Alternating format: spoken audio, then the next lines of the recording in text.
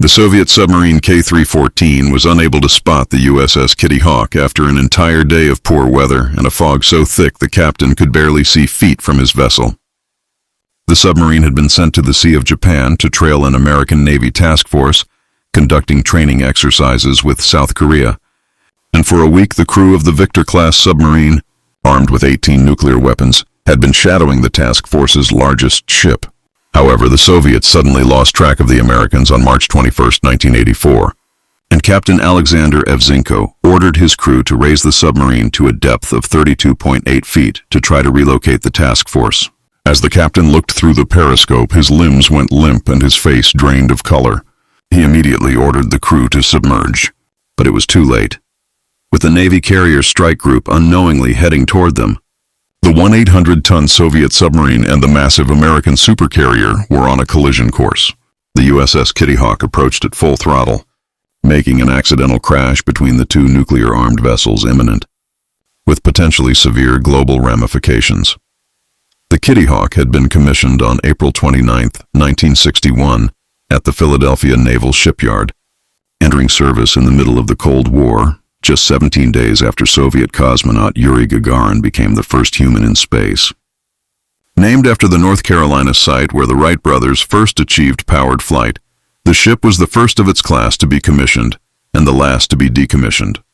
Over the next 2 decades, Kitty Hawk and her complement of up to 5,624 crew members participated in numerous Cold War operations and conflicts, including the Tet Offensive in Vietnam, where she became the first carrier to receive a Presidential Unit citation. In March 1984, under Captain David N. Rogers, the supercarrier sailed toward the Sea of Japan to participate in Team Spirit, a joint exercise between the United States and South Korea that ran between 1974 and 1993. The Kitty Hawk was accompanied by a task force of 8 escort ships and played a critical role in the drills. At 1,068 feet from hull to waterline, the ship was nearly as large as 3 football fields and could carry up to 80 aircraft. The appearance of such a powerful carrier strike group near the Sea of Okhotsk drew attention from the Soviet Union, and Emil Spiridonov, commander of the Soviet Pacific Fleet, sent several ships to the training area to shadow the American vessels, assigning long-term covert surveillance to one particular nuclear submarine, K-314, a Project 671 Yorsh, Victor-class, attack submarine armed with 18 torpedoes, first entered service in the late 1960s. With a complement of about 90 officers and sailors, K-314, led by Captain Alexander Evzhenko, began shadowing the USS Kitty Hawk in mid-March 1984 as the carrier left the port of Hwaseong, South Korea, and sailed parallel to the vessel. The submarine's crew tracked the carrier for a week, monitoring every move and sending gathered intelligence to the South Pacific Fleet's headquarters. The Americans discovered they were being followed by a 200-ton Soviet submarine, an occurrence not uncommon during exercises so close to the Soviet mainland, and repeatedly tried to shake the tail. This cat-and-mouse game continued until poor weather over the Yellow Sea on March 20th caused the submarine to lose sight and contact with Kitty Hawk and the rest of the American task force. Captain Evzhenko then ordered the submarine to surface to a periscope depth of 32.8 feet to take stock. Looking through the periscope, the crew was shocked to find the entire carrier strike group only 3 miles away, unknowingly steaming toward them at full speed. If the nuclear weapons aboard either vessel had detonated, the collision would have risked not only a catastrophic ecological disaster, but also a major conflict between the world's 2 superpowers. Although Evzhenko immediately ordered a dive, it was too late. An unplanned collision between the Soviet submarine and an American vessel was about to occur. At 10:07 a.m., about 150 miles east of Pohang, South Korea, in the Sea of Japan, USS Kitty Hawk struck Soviet submarine K-314 at full speed. Captain Rogers, on the bridge at the time, felt a violent shudder and ran with his men to the starboard lookout. There they spotted the outline of a submarine sail moving away from the carrier, failing to display navigational lights required by international regulations designed to prevent such accidents. The 80,000-ton supercarrier suffered a hole in her bow that caused thousands of tons of fuel to spill into the ocean, but overall damage to the carrier was minor. In contrast, the 5 200-ton Soviet submarine's propeller was heavily damaged. While the Soviets waited for emergency tow ships, 2 American helicopters from the carrier inspected the unlit submarine using night vision goggles to assess the damage and determine whether it posed further danger, offers of assistance that the Soviets ultimately ignored. The Soviets chose instead to contact the cruiser Petropavlovsk, the task force flagship, by flashing light. When the ship did not respond, the submarine remained seaworthy despite its damage. With help from other ships and escorted for much of the route by an American frigate, the damaged K-314 was taken to Shazma Bay and docked for bow repairs.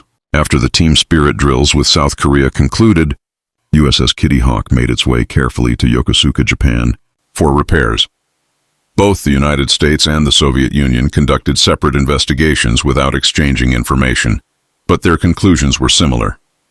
Questions were raised about how the U.S. escort vessels could have allowed a Soviet submarine to approach so close to a carrier. The answer given was simple. During wartime, the U.S. would not have lost sight of the submarine, but the 1984 exercises were peacetime operations, and losing contact with a foreign submarine was not unusual. At that time, both nations agreed not to interfere with each other's maritime operations.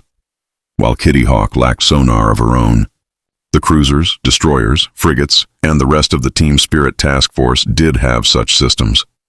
According to Captain Rogers, the submarine did not appear on radar scopes because it was submerged or partially submerged. Pentagon officials stated that the Soviet skipper was unaware of the carrier's presence when the submarine attempted to surface, and the U.S. Navy placed responsibility for the collision solely on the Russians. The outstanding question was why the Soviet captain made that error in judgment. Rear Admiral James D. Watkins, Chief of Naval Operations, said Captain Evzinko showed uncharacteristically poor seamanship by not keeping clear of Kitty Hawk, a point he said should worry Moscow. Although the Americans blamed the Soviet captain, they did not demand compensation. The Soviet Naval Command's investigation agreed with the U.S. findings. Crew members later recalled their fleet commander cursing and urging them to prepare for the consequences of the clash. Evzinko was suspended from his command and reassigned to the mainland, though no further action was taken. The former captain disagreed with the verdict and later said in a first-hand account that everybody was lucky they didn't sink and nobody was burned. Several sources said there had been a real risk of a nuclear incident during the collision. USS Kitty Hawk carried several dozen tactical nuclear weapons at the time, and the Soviet submarine also had missiles with comparable warheads. Fortunately, none of the nuclear weapons aboard either vessel detonated. The March 1984 incident resulted only in mechanical damage. Afterward, Kitty Hawk was widely regarded as the world's first anti-submarine carrier, and her crew painted a short-lived red submarine on the island near the bridge. Kitty Hawk then returned to her home port at North Island, San Diego, and continued in service for 25 more years. No aircraft carriers have rammed submarines since. Thank you for watching our The Black Vault video. If you liked it, please hit the like button and share it with your friends. For more history-inspired content, don't forget to subscribe.